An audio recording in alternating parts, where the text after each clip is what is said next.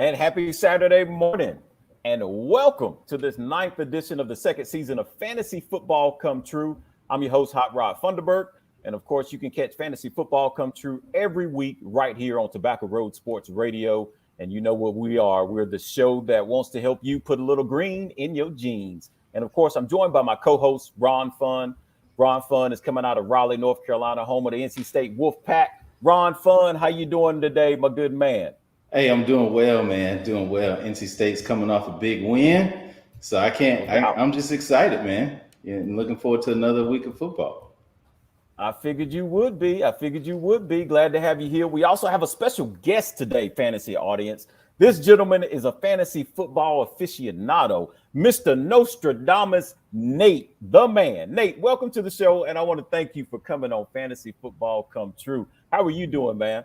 Man, well, I'm excited to be here. Doing really well on the personal front. On the football front, not so much. Football both in the real world and on the fantasy front. So I had a little bit of a rough week, go of it on the fantasy front, but the real big downer was Sunday night against your Cowboys. My Vikings here got shellacked by the Dakless Cowboys. Cooper Rush. Yeah, your crew beat us up pretty bad. So that was a pretty tough and rough end to my football Sunday.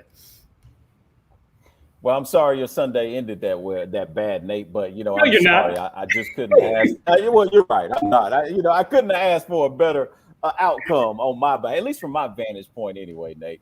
But look, man, the good thing is we're in week 9, Nate. So of course, with us coming off that win, we're gonna have Dak back this week. So maybe we can put some points up this week. I hope we can anyway. But anyway, we don't have long, fellas. We're going to get right into it. There are a few games that were pretty high scoring last week. And Ron Fun, I'm sure you got some players out of these games. You want to talk to us about what you did last week? Hey, man, last week was really fun. Although we missed the audience last week, we had some illness in the family that took precedent. But we're happy to be back. Happy that everybody who was ill last week is up and running again. But last week, thank you, my brother. The person you're talking about is me, so you might as well let everybody know. I was out of commission, and I want to thank you for being there for me the whole time, my brother. I appreciate you. Thank you much. No doubt. I wasn't trying to put you out there like that. We got HIPAA laws and stuff like that, man. And you got brother laws as well. There you go. Exactly, Nate. But yeah, man. If you took a look at what things that we always talk about during the show is you want to target guys that were down or backups that and things of that nature. And last week with Davis and with Ridley being out, you knew that Cordell Patterson was actually going to get more volume. And so last week we pivoted to Cordell Patterson in my cash game lineups, and that was a very strong move. Cordell Patterson ended up with 18 points, and he was pretty cheap and pretty effective. And then also, as you listen to the show, you knew that we were going to be going back to Darrell Henderson last week, going against that weak Houston defense. And what we talk about here on the show is nothing better than one weak defense than two. And so last week there was just one defense in that weak defense in that game, but hopefully this week we'll be able to talk to you about two weak defenses that we wish to exploit. And then finally, Michael Pittman actually took us home last week.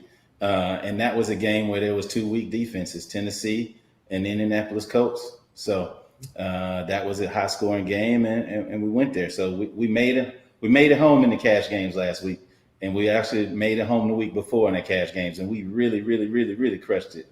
And if you go back, we talked about Jamar Chase and he lit it up that week. So everybody. So recapping the last 2 weeks in cash games were excellent, and we hope to continue that momentum this week.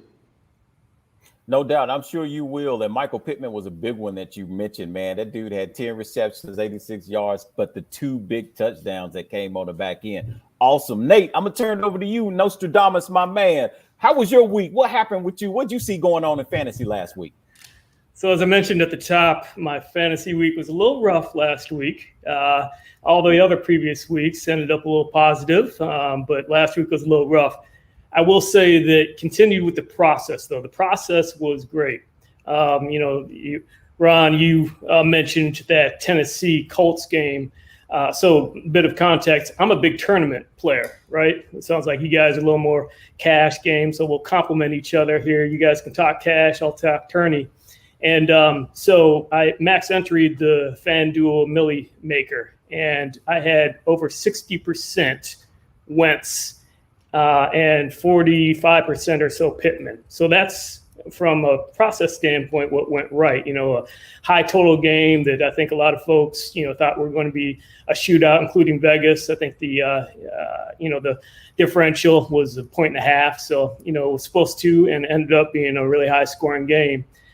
In tournaments, you got a game stack, right? Game stacks include bringing it back on the other side, and knew that A.J. Brown was going to be really highly owned. And a strategy in tournaments is get off the highly owned players and leverage another player on that same team.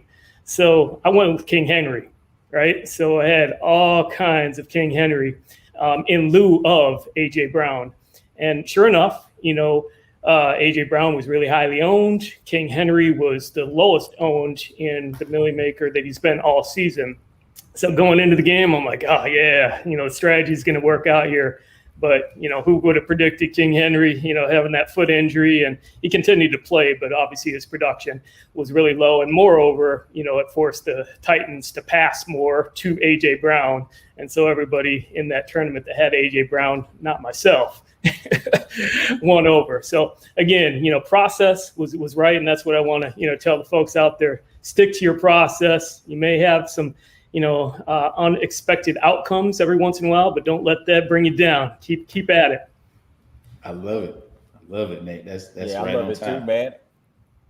That's definitely on time. And I like that tournament play that you're speaking of, man. And sometimes that's how it works too, Nate. Ron and I talk about it all the time. Sometimes the picks don't go as planned. A lot of times we are right on time as far as being able to figure out which one's going to be the high scoring games and seeing which players can step up and step in and help us out. But that's okay when you don't pick right. You know what I mean? It's not gonna happen every week. But we need to continue to keep following the formula and not deviate from it. And hey, 8 times out of 10 is much better than 5 out of 10. You know what I mean? Repeat it time and time again if you're a fantasy player. Process over results. Process over results. That's it.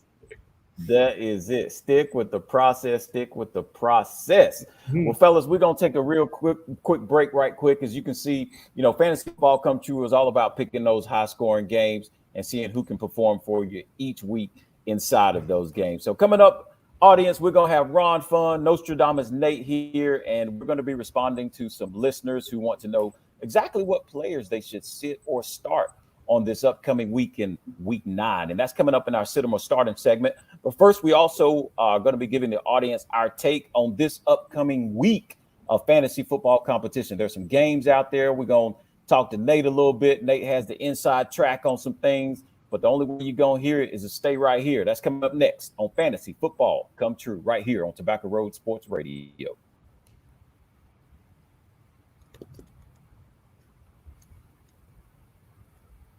And welcome back, fantasy audience, to Fantasy Football Come True, where you can find us right here on Tobacco Road Radio every Saturday morning, 8 a.m. I'm your host, Hot Rod Funderburk, and I'm with my co-host, Ron Fund, and we are joined and graced by fantasy player and a fantasy football aficionado, Mr. Nostradamus Nate. Guys, y'all back? We ready to roll this second half of fantasy football? Yes, sir. Yes, sir. Let's do it. Good deal. Well, Ron Fun, Nate, before we get into it, man, we're going to take a quick look at this week's upcoming matchups and remind our audience of what we should be keeping in mind as we take a look at these. And, of course, we're also always going to have some nuggets dropped in here and there for them. So let's look at this upcoming week 9 of fantasy football. We have the Raiders, who are going to be taking on the Giants. We got the Falcons taking on the Saints. We got the Bills at the Jaguars. The Browns are at the Bengals.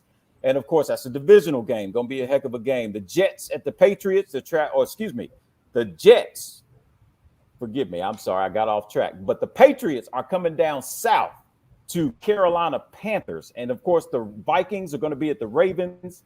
Houston will be taking on the Dolphins. The Chargers will be in Philly seeing the Eagles. And, of course, the Packers will be at the Chiefs. and the Cardinals will be taking on the 49ers in a divisional game this coming tomorrow, actually. Right now, Nate, I'm going to start with you, my man. What matchups and games are you seeing out there that would kind of put you ahead of the game? And I know a lot of times, man, when I'm not sure about fantasy football, I try to figure out which is that high scoring point game. And sometimes I'll play the under, sometimes I'll play the over. And I know you got a lot of information, a wealth of information about Vegas and what they got going on. So I'm going to lean on you, Nate, to kind of lead us in the direction that we should be looking at this week. Yeah, man, you're absolutely right. You got to start with that macro look, right? Of, what are these high total games that could turn into shootouts? Just stepping back at the beginning of the week, that highest total game was that Packers v KC game. That was going to have a ton of fantasy goodness. But of course, the news just came in. Aaron Rodgers is going to be out with COVID. So, that really dropped the point total from what was 54.5 down to 48.5. So it's still a reasonably high total relative to the other games on the slate, but it's ranked 5th in terms of highest over-under. So, the 4 other games that look to be a little bit, better spots for getting fantasy players out of, I'll start with the Chargers-Eagles, right? That's sitting at a 50-point over-under. And just a 1.5 point spread. So Vegas is anticipating this one to be a closely contested contest. And so you could, have players on either side of this game. So, Hurts, and then on the Charger side, you got the young boy Herbert, with Williams and, all the goodness there. So definitely keep that one in mind. My Vikes going up against the Ravens. That's a 49.5 point total. The Ravens are favored by 6, so a little bit less of a competitive game, but that could absolutely reap some goodness there. And then the Cowboys, your boys, are going up against the Broncos. That's got a high total, 49.5 points. The boys are favored by 9.5. I think you're probably anticipating them to blow them out, so that is a little bit of a consideration that you got to think about when putting players in your lineup from the boys versus Broncos game. But one that's almost definitely going to be a blowout, but has a high total, is the Bills versus Jaguars game, right? So the Bills actually have the highest team implied total of 32 points, right? So I think you can absolutely go with the big guns there, but just, again, be cognizant of the fact that it may be a blowout. But, as we've seen from the Bills, man, they keep the pedal to the metal. So for me, I'm not going to shy away from, rostering Allen and Diggs and even, a little bit of Beasley here maybe. So, that's kind of the overview. The other couple of things that I'll, throw in there, when you scroll down the pricing, especially in the wide receiver realm on DK, you're going to find a couple of mispricings, right? One is your boy there, Rod. Amari Cooper is coming in at, a really low price point, 5.2K.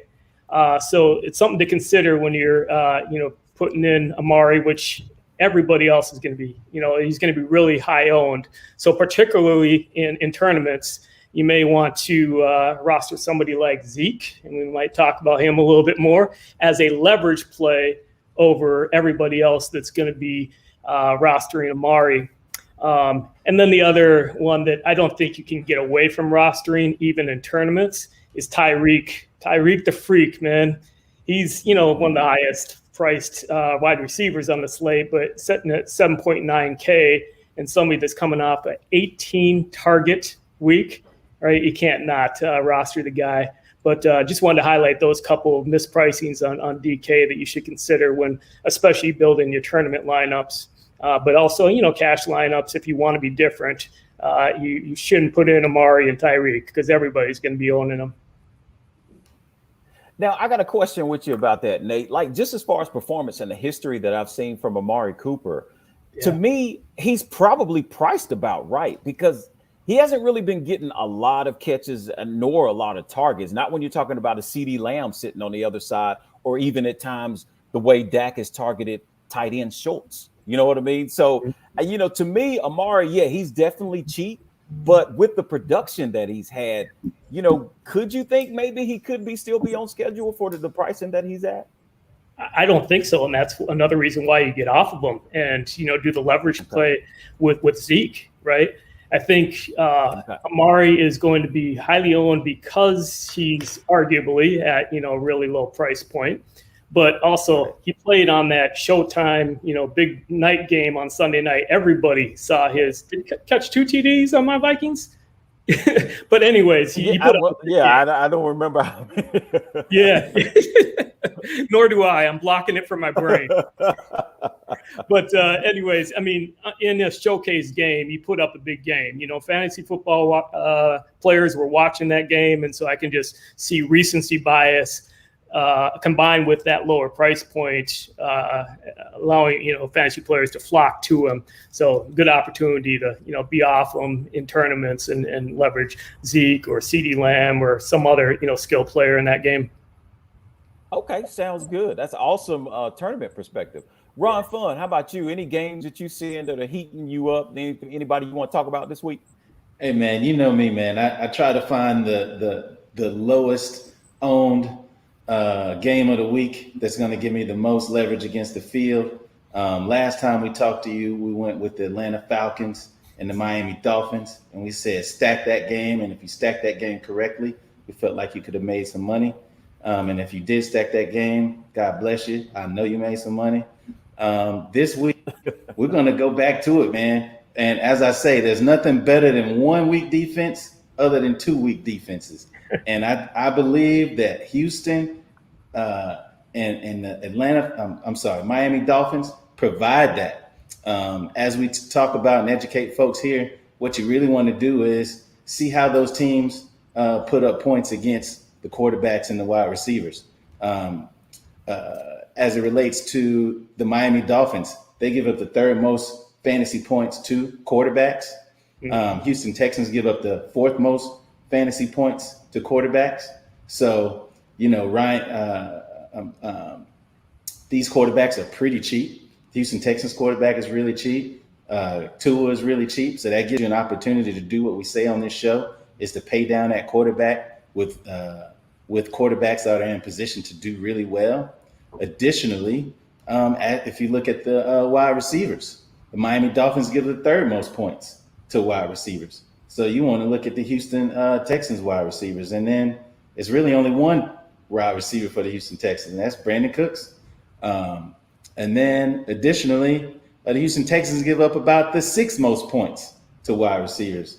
And so, look, Miami Dolphins also have some really, really cheap wide receivers. And so I believe that Vegas has this game completely wrong. They have it pegged at a 45.5 point total. It might be 45.5 points, but it could be 60. It could be 70. And I tell you, if you get 70 points and you have some cheap wide receivers and some cheap quarterbacks from this game as a core of your lineup, man, we talking about walking to the bank, man, and coming back. So yeah, I couldn't agree more with you, man. I'm doubling down. Tua is my number 2 ranked QB for tournaments, right? And I think he's a great option for cash games as well because of his rushing floor. The last couple of games, he's gone over 20, 25 plus rushing yards, and he ran for a TD last game. And that's what you want in cash games, right? It's safety, right? So if you got that rushing floor, that's golden. And I couldn't agree more with you in terms of these low price pass catchers. Devontae Parker looked good. Waddle. You got Gesicki. And talking about weak defenses. Houston is ranked 28th in DVOA against tight ends. So Gesicki is, I think, a really good option to stack with. Wow. So it seems like we might need to look at that Dolphins-Texans game, because it sounds like not only can you get some points out of the players, you might be able to call Vegas and say, we're going over, baby. We're going over. We're not taking the under. I think I'm going to get in on that right now, because Sharp, like Ron Fun, are going to pound that line and jack it up. So get in now, folks. There you go. Fantasy audience, we're just sitting here having fun, talking a little football. This is a part of the show where we're going to move on a little bit because time is running out, and we're going to try and answer some questions from our listeners in our Sit 'em or Stardom segment. And of course, I have some players here that have been sent in. One is by Mr. Juan Davis. And Big Ron Fun, I think I'm going to get this to you. Juan Davis wants to know this week, when it comes to the Green Bay Packers, although we have said many times, step up, next man up. In this case, it is Jordan Love because Aaron Rodgers will not be there. Juan Davis wants to know, do you start Devontae Adams, although Aaron Rodgers will not be delivering the mail to him? Ron Fun. Hey, man, as you can see, I'm rocking the Green Bay hat, and you can see I'm rocking the blazer today. But I'm gonna be a professional today and say you gotta actually sit Devontae Adams. You gotta sit him for a number of reasons. One, the obvious, right? The quarterback is not there, but you're going against the weak Kansas City defense. Typically, they give up a lot of points to the rushing game and the passing game. And the issue is when you have a second string quarterback, they typically throw the ball to the second string wide receiver. And so the second string quarterback just has much more chemistry when they run scout offense with the second string wide receivers. So with Devontae Adams coming off of COVID-19 protocol, although he has a condensed route tree or he receives most of the catches, he's actually one of the highest targeted receivers in the NFL. I think you actually have to sit him this week because the game plan has to be run the ball, ground and pound with the quarterback like Love, with everything that's happening right there with the passing game. I say you sit him. It's not worth the risk. That's it. Okay, Ron Fun, you say you sit Devontae Adams, big-time star wide receiver for the Green Bay Packers. Nate, you agree with that call? I do, and for all the reasons that Ron put forth. I think coaching staff is going to put the muzzle on that young boy, that young quarterback, and say, run or check down, right? And neither of those include passing to Devontae Adams. So, no doubt. I'm all in on sitting Devontae as hard as it may be. Cool, I got you. Well, I'll tell you what, glad you guys are on the same page. I got another email here from a John Miller. Nate, I'm going to give you this one if you don't mind. John Miller wants to know, Nostradamus Nate, do you start or do you sit Jalen Hurts? Oh, I'm going right back to Jalen Hurts. Yep, quarterback for the Eagles. Going right back to Jalen Hurts. So he was a part of my bad fantasy week last week, right? The process was absolutely correct. This was a high total game, expected to be reasonably competitive. Jalen Hurts, before last week, has scored over 21 points per game, right? And all 7 weeks leading up to week 8. So, incredible consistency. I do, again, like this game environment, like we talked about at the top. There is going to be, I think, a lot of back and forth. This could really turn into a shootout where Jalen is putting up a lot of points. I mean, there are viable stacking options too with Devonta and Goddard. But most of all, that floor of 22-ish DK points being the lowest that he scored before last week, that's too much to pass up. And again, similar to Tua, like we talked about, he's a rushing quarterback, so you got that automatic floor of rushing yards and that rushing TD equity as well. So absolutely, let's start Jalen Hurts this week. All right, fantasy audience, you heard it from Nostradamus Nate. John Miller, he says you can go ahead, start Jalen Hurts this week. Ron Fun, I've got the next email. This email is from James Gordon. Ron Fun, James Gordon wants to know, do you start tight end for the Kansas City Chiefs, Mr. Kelsey? Hey, that is a good one. Kelsey is the man and has been the man for several years. He's really, he's one of the highest tight ends on the slate, coming in at 7,000. Last week, he only got you 7 targets, which is reasonable, but I don't really want to pay $1,000 per target. I'm gonna just be honest with you. That's a little expensive. He got you 4 receptions, and he came in with almost 6 points last week. I think you actually have to sit Kelsey because he needs to prove himself worthy before spending this amount of money on him moving forward. There's one other thing as to why I think you actually have to sit Kelsey is that defenses in the NFL are nothing but copycatters. Okay. I mentioned this last year when Buffalo Bills played the Kansas City Chiefs last year. They figured out how to stop that offense with 2 high safeties. And therefore you needed to dink and dunk in order to play against 2 high safeties. And you have seen that time and time again since then. Whenever Patrick Mahomes has been patient, dinking and dunking to the back, out the backfield, or to the tight end, et cetera, or to Hill on very shallow routes, hey, they do really well. You get a high number of targets because you don't go down the field very fast. But Mahomes is really reaching. He's trying to do too much right now, and he's trying to force those deep balls against 2 high safeties. And while he's trying to force these throws, and they have a weak offensive line, I actually just think there's not enough production to go around for the tight end at 7,000. That's just my personal opinion, and that's it. That's how I roll. Oh wow, Ron Fun. So you're gonna sit Kelsey this week? No chance of him having a bounce back week. Gotcha. Wow, Ron Fun. I know Nate wants to say something to that, but the problem is we done ran out of time, man. We've actually just about gone over. And I hate that because I'm having such a ball with you. Maybe that'll be an excuse to get Nate back on here as soon as we can. Well, listen, fantasy ballers, fantasy audience, we've reached the end of our show. But if you ever need to reach out to Ron Fun or Mr. Nostradamus Nate, I'm going to let them tell you how they can get a hold of you. Ron Fun, tell the folks how they can get a hold of you if they need you during the week. Hey, man, you can always get our latest picks on the ComeTrueNetwork.com.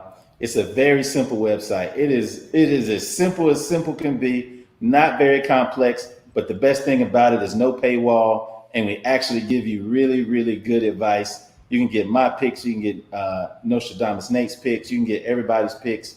And the best way to get a hold of me is on all social media platforms. I can be reached with the handle @RonFun, @RonFun on Instagram and on Twitter. And see me at the bank next week. Holla at you. No doubt, Ron Fun. And Nostradamus Nate, tell the folks how they can get a hold of you if they need you at any point, my man.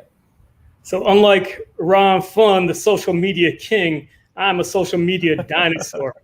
I'm on Facebook and LinkedIn, and that's it. So you can hit me up on Facebook if you'd like. Last name's Norstrud, Norstrud. You can also go to Ron Fun, and he can link you up with me as well. Happy to answer any questions and, use the Nostradamus prescient fantasy football prediction to help your lineups out. Happy to help. And this has been a ton of fun, fellas. Thanks for having me on. Hey, man. Thank you for being on, Nate. We enjoyed it, Ron. On behalf of Ron Fun, myself, and guest Nostradamus Nate, I'm your host, Hot Rod Funderburk. Make sure you guys tune in next week for another episode of Fantasy Football Come True right here on Tobacco Road Sports Radio. Remember, this is the only fantasy show that wants to see you put some money in your pocket.